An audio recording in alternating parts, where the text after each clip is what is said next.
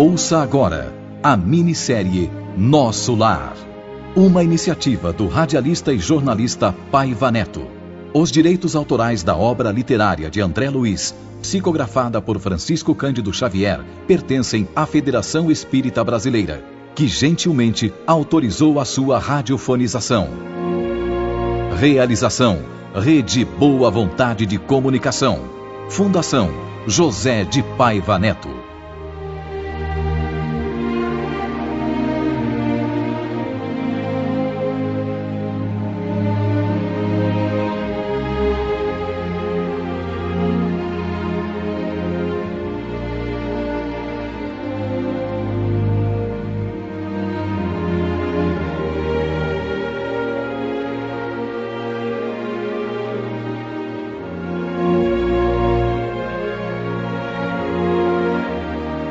Mesmo estando eu sob a forte impressão causada pela figura horrenda daquela mulher, as palavras do irmão Paulo, chefe do serviço de vigilância, me deixaram escandalizado.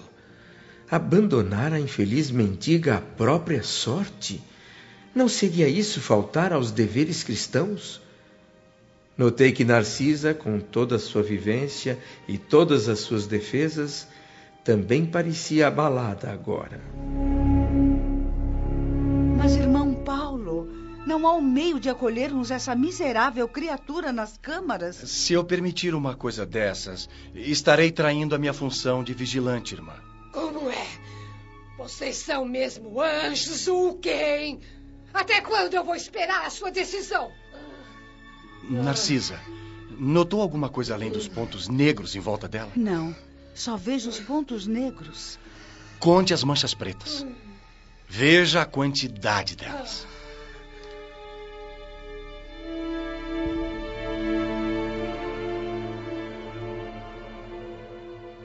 58. Pois cada um desses pontos negros representa uma criança assassinada ao nascer. Foram 58 ao todo. Veja em cada uma dessas manchas a imagem mental de uma criancinha morta de uma forma diferente.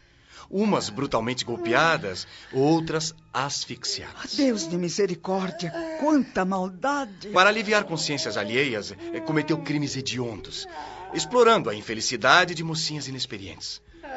A situação dela é pior que a dos suicidas e homicidas, que muitas vezes até apresentam alguma atenuante para seus atos.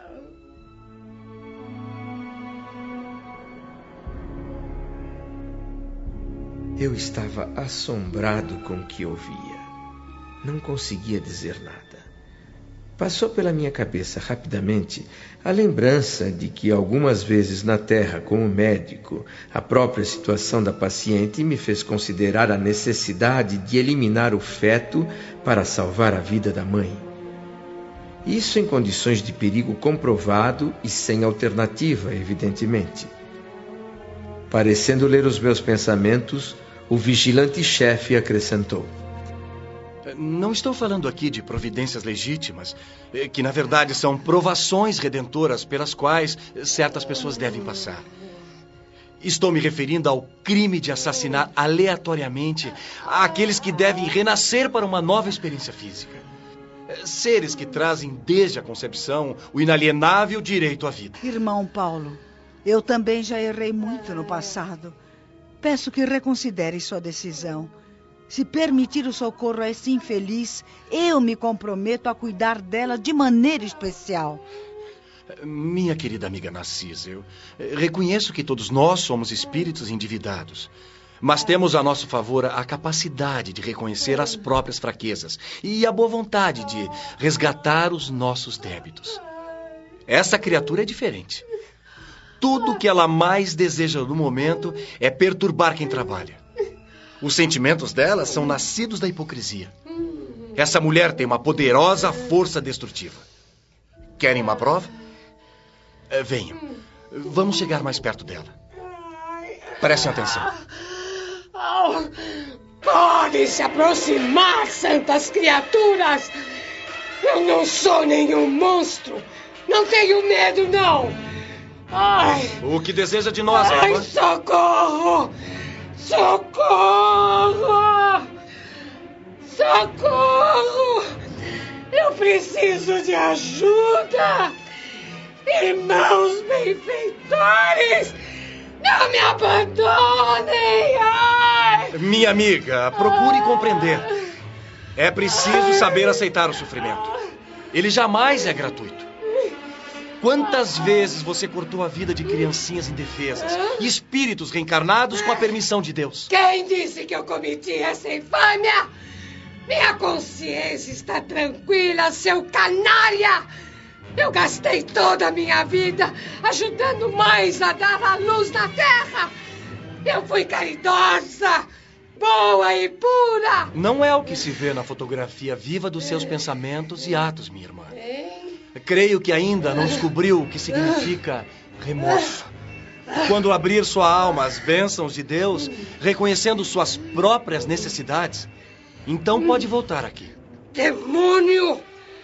Feiticeiro! Seguidor de Satã! Aqui eu não voltarei jamais! Eu vou continuar esperando até que apareça o céu que me prometeram! E vou encontrar! Vou encontrar seu crápula! Falso! Hipócrita! Faça o favor de se retirar. Não temos aqui o céu que procura. Somos servidores de boa vontade. Isto é uma casa de trabalho. Aqui os enfermos reconhecem os seus males e tentam curar-se. Não lhe pedi remédio nem serviço. Canalha! Eu pratiquei boas obras. Exijo! Eu exijo o paraíso que fez por merecer! Furiosa, lançando raios de ódio pelos olhos vermelhos esbugalhados, a criatura pareceu se modificar repentinamente. Perdeu o aspecto encurvado e trôpego de enferma andarilha e, ainda praguejando, foi se afastando com o corpo ereto a passos firmes, absolutamente senhora de si. Fiquei pasmo com a transformação. Ali estava uma prova física de sua falsidade. Observar o vampiro? Exibe claramente a condição de criminosa e se declara inocente. É profundamente má e diz que é boa e pura. Sofre desesperadamente e afirma que é tranquila. Criou o inferno para si mesma e garante que está procurando o céu. Tomar cuidado com as boas ou más aparências é indispensável, meus amigos. Sem dúvida, essa infeliz um dia será socorrida pela bondade divina. Mas exatamente por princípio de caridade, na posição em que me encontro, não poderia abrir nossas portas a ela.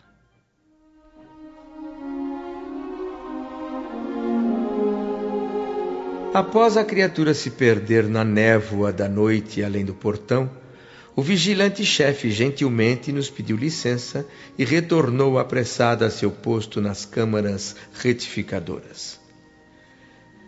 Narcisa e eu decidimos voltar a passos mais lentos, levando mais tempo na travessia do parque banhado de luz. A paisagem ao luar podia ser definida como fascinante. Notei imensa quantidade de árvores muito verdes e acolhedoras enfileiradas ao longo do caminho. A tudo eu olhava com atenção, interesse, talvez até para afastar da mente as impressões desagradáveis de minutos antes no episódio da mendiga espiritual. A velha enfermeira, observadora, logo percebeu minha curiosidade e começou a falar do campo onde estávamos. Você está vendo, André, o que chamamos de salões verdes. Como assim, salões verdes? São aqueles contornos entre as fileiras de árvores que funcionam como recintos para as conferências dos ministros da regeneração e também para ministros visitantes e estudiosos em geral.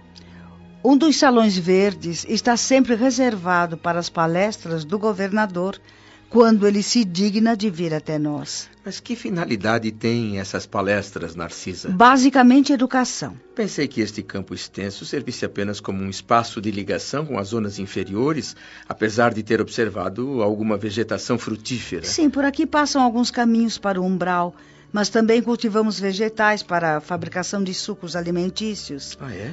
E a ministra veneranda resolveu aproveitar ainda o parque para pôr em prática os excelentes processos educativos que ela mesma criou. De tempos em tempos, André, todas essas árvores se enchem de flores e ficam parecidas com pequenas torres coloridas de um palácio que tem por teto o firmamento, a luz do sol ou das estrelas, conforme seja dia ou noite. Palácios da natureza? Quem na Terra poderia imaginar uma coisa assim? A colônia de nosso lar, em peso, aplaudiu este projeto. Mas os palácios da natureza, na verdade, são uma ideia antiga da ministra veneranda. A campanha para a estruturação deles começou há precisamente 40 anos. Na época, era chamada Campanha do Salão Natural. E tinha o apoio de todos os nossos ministérios, que pediam cooperação geral de todos os habitantes. Para que você tenha uma ideia do sucesso do empreendimento, o Ministério da União Divina solicitou à veneranda que organizasse recintos desse tipo também no Bosque das Águas e nas escolas em geral. Nos parques de educação do esclarecimento foi instalado um verdadeiro castelo, todo feito de vegetação, em forma de estrela. Dentro desse castelo funcionam 5 imensas classes de aprendizado, com 5 instrutores diferentes. No centro há um grande aparelho que projeta imagens, como o cinema lá na Terra, capaz de realizar 5 projeções diferentes ao mesmo tempo. Nossa cidade transitória foi bastante melhorada com essas iniciativas. Foram unidos num único esforço o serviço proveitoso, a utilidade prática e a beleza espiritual. E o mobiliário dos salões verdes tem semelhança com o que se usa na Terra? É muito diferente. A mobília foi inspirada pela ministra nos quadros evangélicos do tempo em que o Cristo passou pelo mundo. E ela usou então recursos da própria natureza, lembrando as preleções do mestre, quase sempre ao ar livre, como nas divinas excursões ao Tiberíades. Assim surgiu a ideia do mobiliário natural, esculpindo-se bancos e poltronas na própria substância do solo, forrados de relva perfumada e macia. O resultado é de uma beleza indescritível, meu amigo. Eu não consigo nem mesmo imaginar. E a conservação exige cuidados permanentes, Narcisa? Sem dúvida. Mas o trabalho é compensado pelo bem que os salões naturais fazem aos nossos olhos. E são todos parecidos? Eu pergunto se há uma variação de, digamos, estilos no mobiliário. O salão destinado às palestras do governador é um dos mais belos do nosso ministério. Veneranda soube que ele tinha especial predileção por paisagens helênicas mais antigas. E decorou o ambiente nesse estilo, com pequenos canais de água fresca, pontes delicadas, lagos, palanquins de arvoredo e belíssima vegetação variada.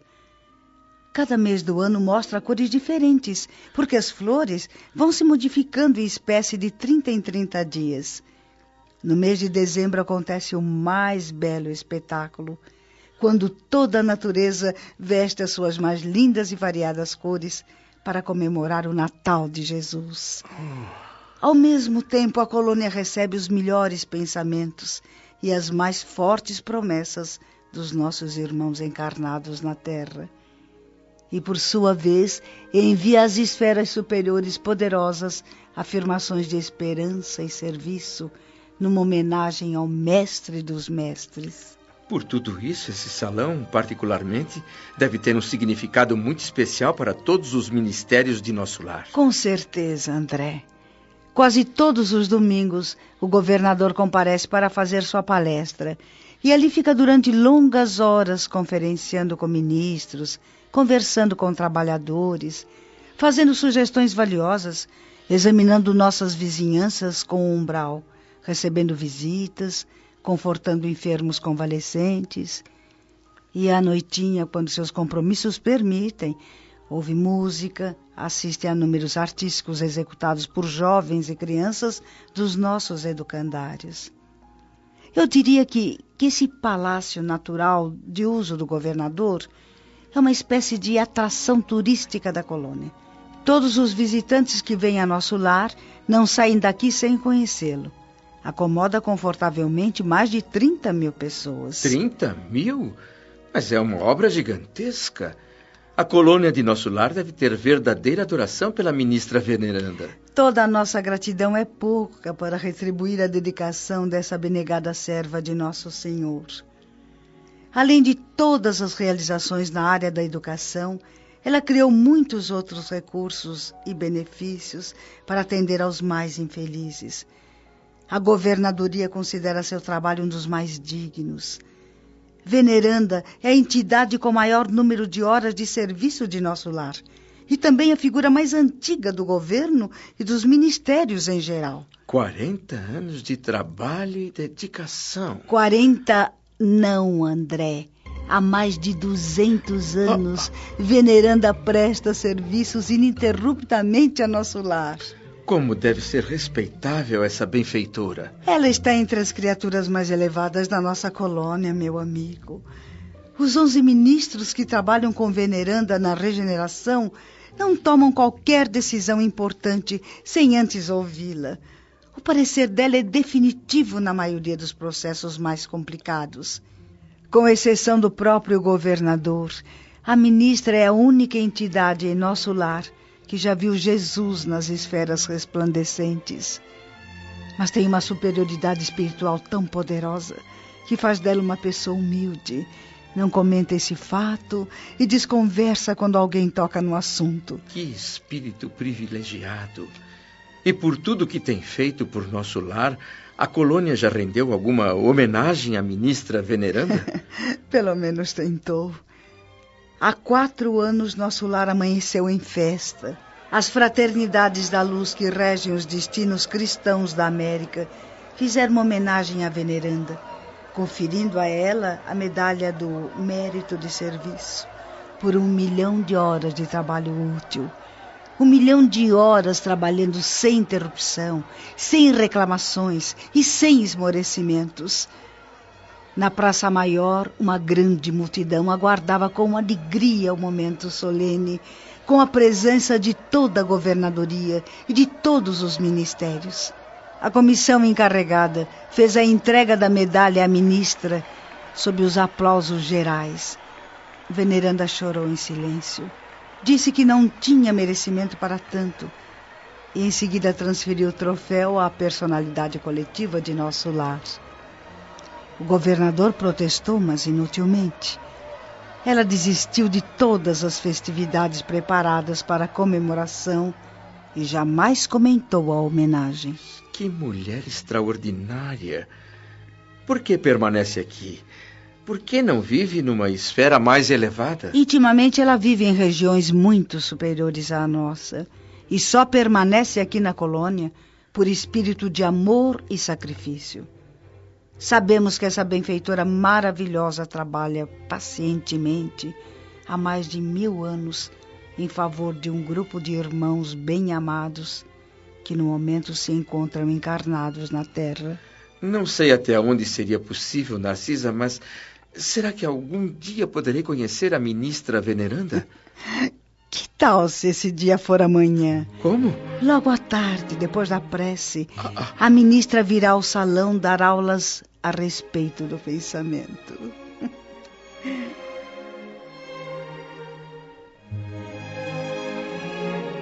Mais uma vez, a expectativa diante do desconhecido punha em descompasso meu coração e enchia de dúvidas a minha mente. Como seria estar frente a frente com um espírito de tal magnitude? Conseguiria eu me expressar, dizer alguma coisa? Ou será que a comoção me deixaria mudo e paralisado? Pensando bem, a sucessão de episódios bons e ruins que desfilavam alternadamente diante dos meus olhos devia ser considerada uma série de lições de vida. Fazia parte da minha reeducação espiritual e devia, com certeza, ser encarada com naturalidade. Partindo desse princípio, fiz um esforço para domar a ansiedade e concentrei as ideias no serviço do momento. Estávamos agora outra vez atendendo aos enfermos da regeneração. Por volta da meia-noite, Narcisa permitiu que eu fosse novamente ao grande portão das câmaras. Lá, eu devia aguardar a chegada dos samaritanos, que não iriam demorar, e tomar algumas providências. Feliz, emocionado e grato pela missão que me fazia retornar ao parque de árvores acolhedoras, deixei o interior do edifício e andei pela relva macia e perfumada.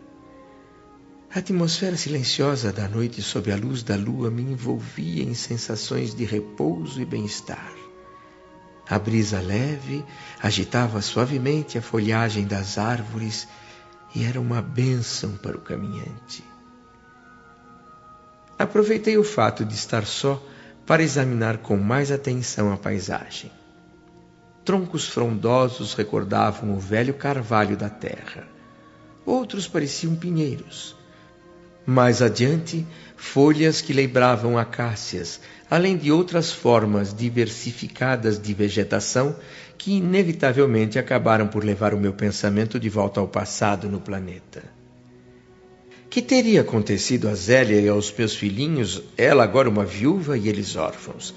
Por que razão me prestavam em nosso lar tantos esclarecimentos a respeito da vida, mas omitiam qualquer notícia referente à minha antiga família? Até minha mãe aconselhou que eu silenciasse, não me deu nenhuma informação. Tudo indicava a necessidade de esquecer os problemas terrestres para que eu pudesse me renovar intimamente. Mas sempre que penetrava os recessos do meu próprio ser, encontrava a saudade viva dos meus queridos.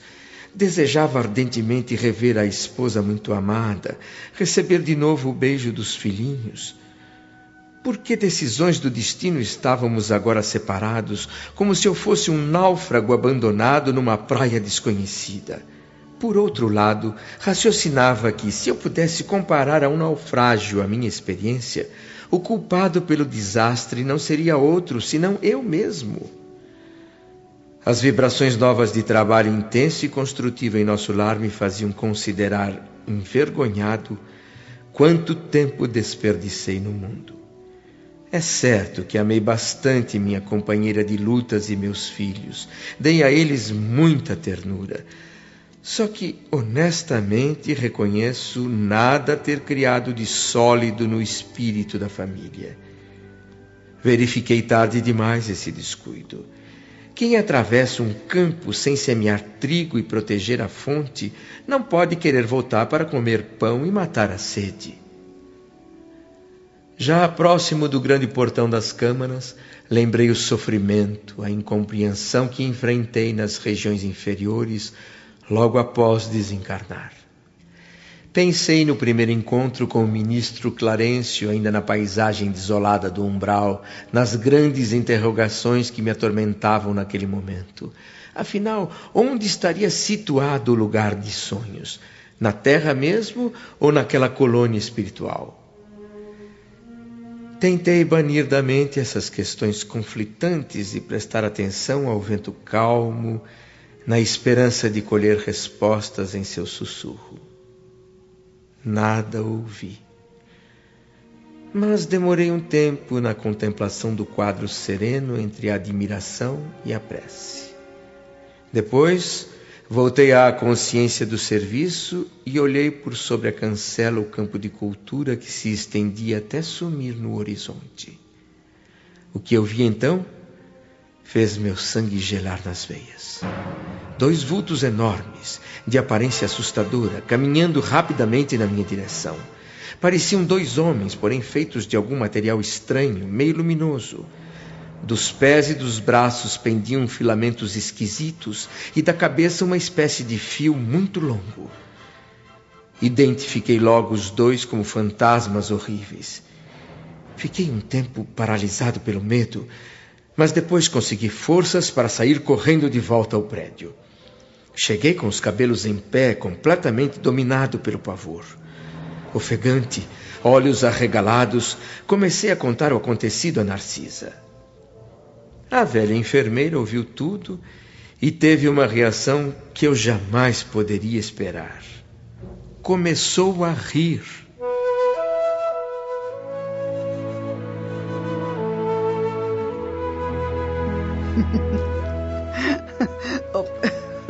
Perdão, meu amigo, mas é muito engraçado. Há tempo eu não vi o medo assim tão estampado no rosto de alguém. Mas então, não identificou os dois personagens? Como identificar? O que eu vi foram dois fantasmas. Pois trate de se acalmar, André. Eu também já passei pelo mesmo susto tempos atrás. Vamos voltar lá. Já passa da meia-noite e a qualquer momento os samaritanos estarão chegando ao portão.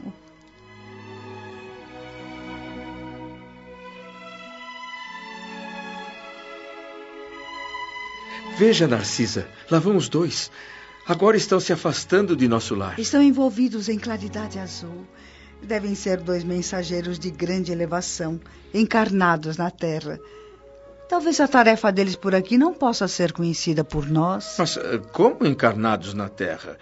Eles são feitos de uma substância estranha, têm a aparência de entidades espirituais? E realmente são espíritos, meu amigo. Poderosos espíritos que vivem atualmente encarnados no planeta, em alguma missão redentora. Como são nobres iniciados na sabedoria eterna, eles podem deixar temporariamente o corpo físico, transitando livremente em nossos planos. Esses filamentos e fios luminosos que você observou são características especiais para que eles possam se apresentar diferentes de nós. Os encarnados que conseguem realizar essas viagens às colônias do espaço são criaturas extraordinariamente espiritualizadas, em geral obscuras ou humildes na Terra. Oh, mas veja, lá vêm os samaritanos. Olhei e vi um ponto escuro no horizonte enluarado. Era a caravana dos samaritanos avançando em nossa direção, ainda um pouco distante e mal iluminada pela claridade muito suave do céu. Cheguei mais perto da cancela, tentando fixar os olhos no grupo e ao mesmo tempo me preparando para alguma surpresa. Mas não foi pelo olhar que recebi a surpresa, foi pelos ouvidos. Comecei a ouvir latidos de cães ao longe. Olhei para Narcisa e perguntei assombrado: "Que é isso?"